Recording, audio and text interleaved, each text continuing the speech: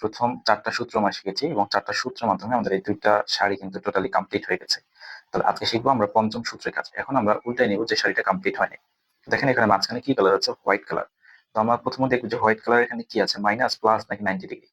আমি যদি একটু পর্যবেক্ষণ করি, এই যে এইটা নিজের দিকে একটা 90 ডিগ্রি কোণ হয়ে গেছে হোয়াইট কালারের মাধ্যমে। তার মানে আমাদের সূত্রটা এখন স্টার্ট করবো এখান থেকে। 90 ডিগ্রিকে আমরা প্লাসে কনভার্ট করবো কিভাবে?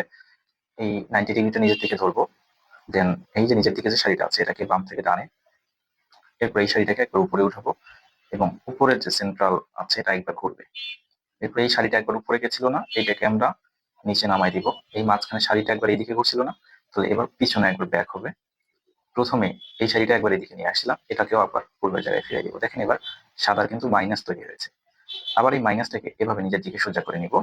এখন আমি যদি আবার এই সেম সূত্রটা জাস্ট করে এটা একবার উপরেরটা একবার, এরপর এটা মাইনাস হবে, এটাকে একবার মাইনাস করবো, এটাকে আবার পূর্বের জায়গায় ফিরে দিব। তাহলে এভাবে দেখেন এবার কিন্তু প্লাস হয়ে গেছে। তাহলে আমাদের অনেক সময় 90 ডিগ্রি থাকবে, অনেক সময় মাইনাস থাকবে। তাহলে 90 ডিগ্রি বা মাইনাসকে প্লাসে কনভার্ট করার সূত্র হচ্ছে